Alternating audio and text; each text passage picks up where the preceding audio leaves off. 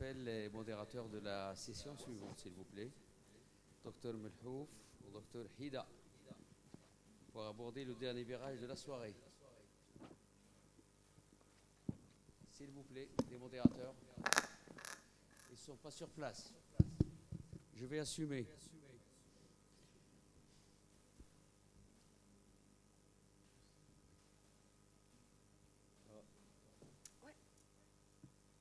J'appelle le docteur Bianchi. Vous êtes, c'est bien, ah bon, c'est bien. Vous avez tout le loisir de nous gâter.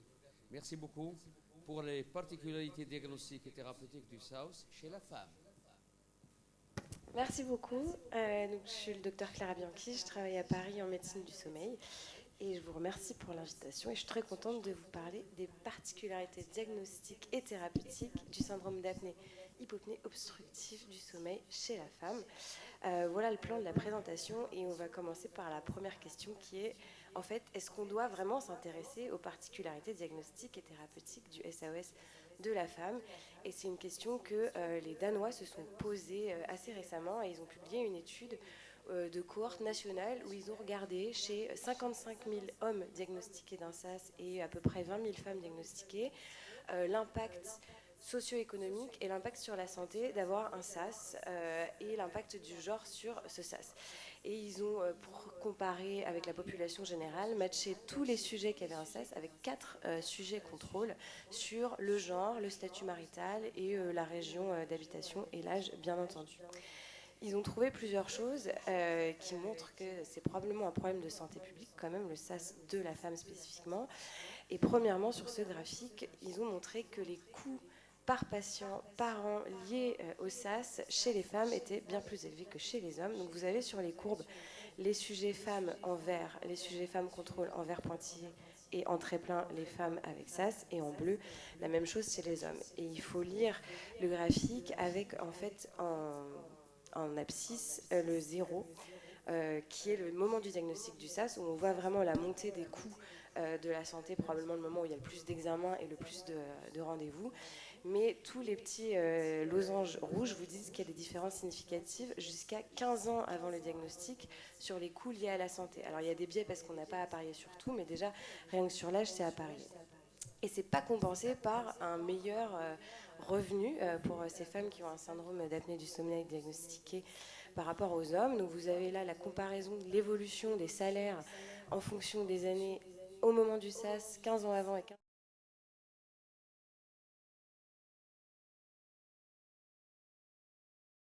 les femmes chez qui on diagnostique le SAS est plus importante et évolue plus vite que chez les hommes. Donc ça, c'était pour l'impact vraiment socio-économique du diagnostic du SAS. Et enfin, si on regarde sur les impacts sur la santé, et ben en fait, quand on regardait toute la population, donc hommes et femmes avec SAS versus hommes et femmes contrôle, certes, il y a un odds ratio de mortalité qui est plus élevé chez les personnes qui ont le SAS, mais en fait, quand on découpe la population en deux et qu'on regarde hommes versus femmes, et ben on voit que c'est les femmes qui tirent vraiment l'odds ratio vers le haut et qui ont un plus gros risque de mortalité que les hommes. Donc les Danois, en tout cas, ils ont conclu que oui, c'était plus dangereux et pour la société et pour les individus d'avoir un SAS quand on était une femme. Alors on va essayer d'expliquer ça et on va essayer un peu de pallier à cette problématique de santé publique, mais ça vaut le coup de s'y intéresser. Une première explication, c'est qu'on a déjà avant 50 ans 2 à 3 fois plus de diagnostics de SAS qui sont faits chez les hommes que chez les femmes. Et ça, c'est lié à nos cycles hormonaux et au fait on va avoir un effet un peu protecteur des hormones œstrogènes et progestérone sur la collapsibilité des voies aériennes supérieures. Mais donc, quand on regarde les diagnostics avant 50 ans, c'est vrai qu'on en a 3 fois moins. Et on va voir après qu'il y a des particularités cliniques qui font aussi que même si, là on parle de diagnostic en termes d'IH, les IH sont plus bas, il y a peut-être d'autres choses à regarder qui font que c'est un peu plus risqué chez les femmes. Donc on a dit on va parler de la physiopathologie. Donc la différence des hommes et des femmes principales, on va dire que c'est ça, le cycle hormonal. Et ce qu'on sait aujourd'hui, c'est que les hormones œstrogènes et progestérone, elles ont un impact sur le sommeil, on va dire physiologique, et aussi un impact sur le risque d'apnée-hypopnée. Déjà, sur les études murines, mais je n'ai pas le temps de vous les développer là, mais je vous ai mis les références, ce qu'on sait, c'est que les hormones, elles expliquent peut-être déjà les disparités hors syndrome d'apnée du sommeil qu'on peut observer entre les hommes et les femmes, avec jusque-là on avait un peu des paradoxes. On avait des études déclaratives où les femmes déclaraient dormir beaucoup moins bien que les hommes, avaient une qualité de sommeil ressentie moindre, étaient plus fatiguées mais moins somnolentes. Et pourtant, quand on regardait les études polysomnographiques, on disait c'est bizarre, il y a un temps de sommeil qui est plus long, il y a une meilleure efficacité de sommeil et les femmes elles passent plus de temps en sommeil lent profond. Donc est-ce que c'est psychologique? Non, en fait on a vu que la progestérone et les œstrogènes, en tout cas dans les modèles murins, elles augmentent le seuil d'éveil, enfin du coup elles donnent un seuil d'éveil plus bas chez les femmes, et quand on s'intéresse à la micro-architecture du sommeil en physiologie, les femmes vont avoir tendance à plus se réveiller, ce qui explique déjà un peu les disparités, et ce qui explique aussi, vous allez voir un peu le phénotype post-ménopause qui reste différent des hommes. En revanche, les hormones, elles vont protéger du risque d'apnée jusqu'à la ménopause parce que, surtout les œstrogènes, ils vont augmenter l'activité musculaire du muscle génioglosse, diminuer un petit peu le stress oxydatif, faire que la répartition des graisses, elle est moindre au niveau, du coup, en comparaison à chez les hommes. Et du coup, on va avoir l'IH supérieur à 5 en prévalence qui se rejoint après la ménopause entre les hommes et les femmes. Cela étant dit, on se dit, on va peut-être avoir une présentation clinique différente et c'est peut-être ça qui nous perd. Et en effet, une fois qu'on a vu un peu les différences, au début, on s'était dit, c'est simple, on va peut-être pouvoir phénotyper 2 types de femmes, celle avant la ménopause et puis celle après. On se dit, avant la ménopause, il y a une meilleure efficacité de sommeil, mais le seuil d'éveil est bas, donc c'est probablement des phénotypes avec plus d'hypopnée que d'apnée, plus de syndrome d'apnée du sommeil en sommeil paradoxal, et puis des hypopnées avec des éveils, mais peu de désaturation, et donc des symptômes cliniques qui seraient une mauvaise qualité de sommeil déclarée et de l'insomnie. On s'est dit, il y a probablement ce groupe-là. Puis après, le groupe des femmes après la ménopause, qui, elles, vont récupérer la collapsibilité des voies aériennes supérieures des hommes, mais qui vont garder un petit peu leur phénotype de seuil d'éveil bas et qui vont avoir d'autres soucis liés à la chute des hormones, puisqu'on a dit que la progestérone, elle augmentait le temps de sommeil lent profond et l'efficacité de sommeil, elles vont continuer à avoir une plainte de sommeil qui n'est pas typique du SAOS masculin, avec toujours de l'insomnie, toujours une mauvaise qualité de sommeil, et ça peut encore un peu nous perdre. Depuis, d'autres auteurs se sont penchés sur le sujet, et maintenant on peut dire qu'on décrit un peu 4 grands phénotypes de présentation clinique du SAOS de la femme qui diffèrent de l'homme et qui méritent qu'on y porte un peu attention en consultation. Il y a le phénotype majoritaire, finalement, alors ça c'était une étude de 1300 patientes dans une cohorte américaine, de personnes qui avaient toutes eu une polysomnographie et qui avaient toutes été diagnostiquées d'un SAS au moins modéré avec un IH supérieur à 15. Et les auteurs ont essayé de classifier un peu en cluster et ils ont trouvé que 47% des patients, c'était des femmes d'âge moyen, donc on va dire 40-50 ans, qui avaient des symptômes typiques de somnolence et de ronflement et qui étaient à risque cardiovasculaire. Donc il y en a quand même qui ressemblent aux hommes, mais après on avait 3 phénotypes un peu différents qui peuvent faire qu'on peut s'y tromper parfois en consultation. Il y a la femme d'âge moyen qui a quasiment aucun symptôme, pas de facteur de risque cardiovasculaire, mais quand même un IAH modéré. Il y a la femme plutôt âgée, alors pour eux âgée c'était plus de 65 ans, qui a aussi assez peu de symptômes, mais chez qui on retrouve des SAS sévères avec des IAH supérieurs à 30 et qui a haut facteur de risque cardiovasculaire. Et enfin, on va dire le groupe cliché de la diapositive d'avant, qui va être la femme d'âge moyen, qui a des symptômes qu'on dit atypiques, avec des troubles de l'humeur, des céphalées matinales, de la dépression, peu de somnolence, peu de ronflement, et qui peut avoir un IAH modéré, mais qui a quand même un risque cardiovasculaire élevé. Une fois qu'on a vu qu'on avait des présentations cliniques un peu différentes, la question qui se pose ensuite, c'est mais alors est-ce que nos scores aujourd'hui de dépistage et de diagnostic, ils sont bons? Est-ce qu'on peut utiliser les mêmes chez les hommes et chez les femmes? Et est-ce qu'on ne va pas risquer de sous-diagnostiquer? Est-ce que c'est pas ça qui explique déjà qu'on est un petit peu en retard chez le diagnostic des femmes? C'est vrai que rien que si on compare déjà la circonférence du cou entre les hommes et les femmes, on a une différence de presque 5 cm et cette circonférence, elle va être prise en compte dans certains scores de dépistage. Et ça, plus les ronflements, plus certains scores de somnolence, ça va expliquer que quand vous regardez les tests standards qu'on utilise comme le NOSAS, le Stop Bang ou le score de Berlin, si on les applique que à la population féminine, on va passer d'une sensibilité de 87% à 55%. Alors on gagne en spécificité, mais ce n'est pas le but des tests de dépistage. Et donc, comment on peut pallier à ça? On peut essayer d'utiliser des tests les mêmes, mais qui vont être... pardon. Qui vont être les mêmes, mais qui vont... J'avais pas vu que ça faisait ça, moi mon écran c'est magnifique. Qui vont être les mêmes et qui mais prennent en compte le genre en, par exemple, diminuant les cut-offs sur le stop-bang et on se dit, bon bah là, on va peut-être gagner de l'air sous la courbe et on peut peut-être adapter ça, mais encore faut-il le savoir. Donc on peut utiliser les tests de dépistage, mais on les adapte au genre. Sur le diagnostic, ce qui est recommandé aujourd'hui, mais un peu comme chez tout le monde, mais d'autant plus chez la femme, ça va être quand même d'utiliser la polysomnographie parce qu'on a vu qu'il y avait plutôt plus d'hypopnée que d'apnée et plus de micro-réveils et pas forcément des désaturations. Donc le risque, c'est que si on utilise des polygraphies ou des capteurs à domicile, on fasse des faux négatifs et on passe un peu à côté de diagnostic. Mais même dans la polysomnographie, on ne sait pas si nos marqueurs utilisés habituellement sont bons.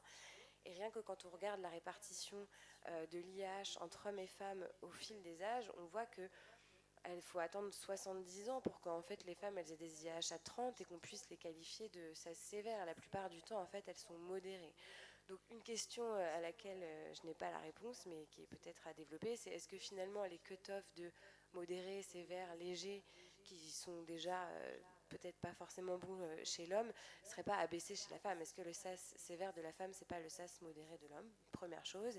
Et puis, comme disaient nos collègues avant, il va falloir aussi, et d'autant plus chez la femme, qu'on intègre des nouveaux biomarqueurs qu'on peut prendre des polysomnographies, comme la charge hypoxique, le PIWAD ou même la charge d'éveil, parce que ces marqueurs sont probablement plus pertinents en ce que ce sont des marqueurs de l'activation sympathique et des éveils autonomiques et qui sont beaucoup plus liés à la sévérité finalement de la microfragmentation. J'ai mis quelques exemples juste pour l'hypoxic burden. Donc on sait, en fait, on prend l'air, vous savez, l'air sous la courbe de la saturation, mais on peut aussi le faire pour les micro-réveils et le arousal burden en prenant l'électroencéphalogramme et en regardant à chaque fois les micro-réveils qui sont imputables aux événements respiratoires. Et ça pourrait nous donner des nouveaux biomarqueurs de sévérité chez la femme qui a un SAOS modéré, mais on n'arrive pas à dire, peut-être que quand même, ça vaudrait le coup d'insister pour la pression positive. Si je résume sur diagnostic et dépistage, les messages clés qu'on doit retenir, c'est sur le screening, on sait qu'on va souvent sous-diagnostiquer les femmes parce qu'elles se présentent de manière, on va dire, atypique et qu'elles ont souvent des SAOS modérés. Les scores sont pas bons si on ne les utilise pas adaptés au genre. On retiendra qu'il y a 4 grands phénotypes cliniques et que les symptômes peuvent être atypiques et que donc c'est vrai qu'on va dire l'insomnie vraiment typique, en général on ne va pas faire de diagnostic du sommeil. Chez la femme ça vaut peut-être le coup quand même d'aller faire la polysomnographie, il y a moins de somnolence. Et ensuite, il y a potentiellement d'autres pièges une fois qu'on est arrivé à la polysomnographie. On aura des IAH plus bas, mais il faut regarder l'IAH un peu spécifique en sommeil paradoxal. Il faut voir que les hypopnées sont prédominantes et il faut réfléchir à ajouter des nouveaux biomarqueurs. Et enfin, autre message principal quand même sur le diagnostic, on garde pour l'instant toujours la polysomnographie chez la femme et même les nouveaux capteurs qui sont développés à domicile et qui prennent en compte beaucoup les désaturations et l'évolution de la respiration peuvent peut-être passer à côté des SAOS de la femme quand même à risque, mais qui sont caractérisés plutôt par les micro-réveils.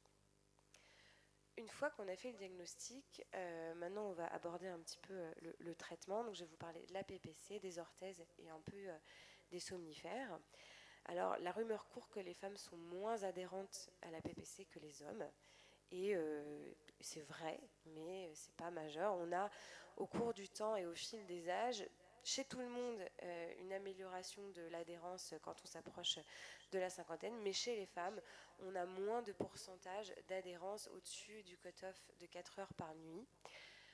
Probablement parce que si on a un seuil d'éveil bas et qu'on vient vous rajouter quelque chose la nuit et que c'est mal réglé ou peu importe ou que le masque ne vous convient pas, vous allez peut-être arrêter plus facilement. Donc c'est un challenge.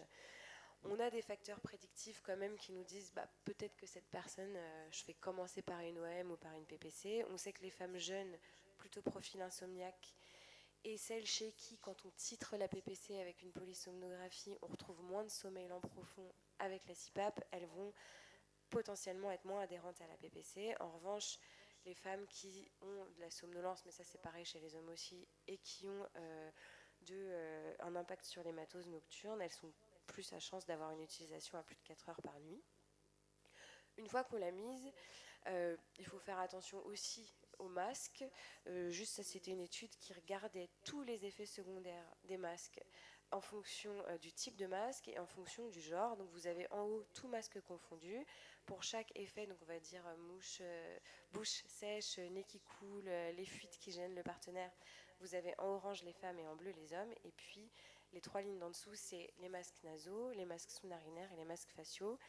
Et ce qui est intéressant, c'est qu'on va voir que en fait, le fait d'être une femme, ça va vous exposer à un peu plus de symptômes liés au masque et qu'il va falloir peut-être moins hésiter à aller changer 4 fois de suite si au début c'est compliqué.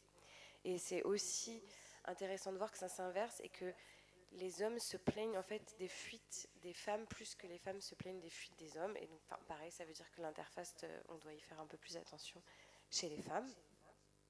Concernant l'efficacité de la pression positive, il y a des rares études qui ont regardé uniquement chez les femmes, mais en tout cas, une fois que c'est mis plus de 4 heures par nuit, c'est tout aussi efficace sur les symptômes que chez les hommes. Donc ça, c'était uniquement des femmes diagnostiquées SAS modéré ou sévère. On met la PPC pendant 3 mois. Elles avaient une utilisation de plus de 4 heures par nuit dans ce groupe-là et on avait une amélioration des symptômes nocturnes comme des symptômes diurnes.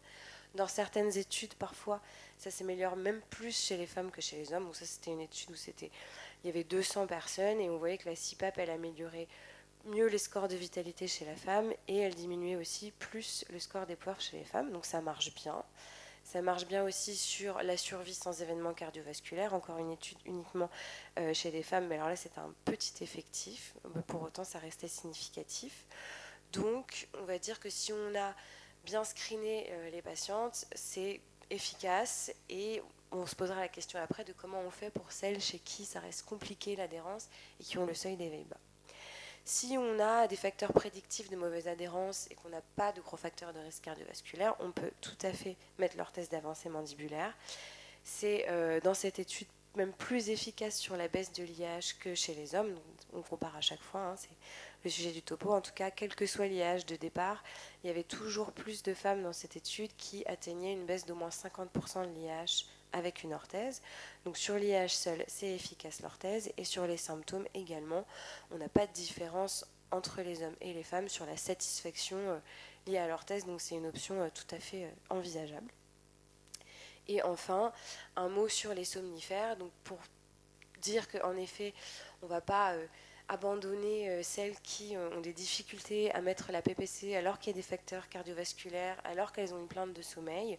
Il n'y a pas de recommandation encore, mais il y a des études qui disent que quand même associer les somnifères à la CPAP ou à l'OAM, ça peut être une bonne idée, puisque le zolpidem, par exemple, il va réduire le seuil d'éveil respiratoire, il va augmenter l'efficacité objective du sommeil chez les patients qui ont un seuil d'éveil bas, il va potentiellement diminuer un peu l'IAH et il va augmenter l'efficacité de sommeil. Donc si on résume pour la prise en charge du syndrome d'apnée du sommeil obstructif de la femme, ça reste quand même une spécificité, ce genre, pour le poids sur la santé publique. C'est des personnes qui vont donc être plus coûteuses et qui vont plus mourir et qui vont plus avoir des troubles de l'humeur, une baisse de la qualité de vie, un risque cardiovasculaire augmenté. Mais pour autant, si on arrive à ajuster les traitements et à phénotyper bien, on a des pistes de bonne prise en charge. Et si on récapitule, on va dire chez la femme qui a un seuil d'éveil bas, on va mettre la PPC et l'OAM et c'est efficace et on n'hésite pas peut-être à tester de rajouter les somnifères. On va privilégier peut-être, mais il n'y a pas de recommandation, les modes autopilotés en se disant que comme il y a des SAS plutôt en sommeil paradoxal, on va éviter les effets secondaires dans les autres cycles de sommeil si on met de l'autopiloté. On n'oublie pas que la perte de poids est importante et on va continuer à donner de toute façon, comme chez tout le monde, tous les conseils hygiéno-diététiques. Et voilà pour ce topo. Je vous remercie.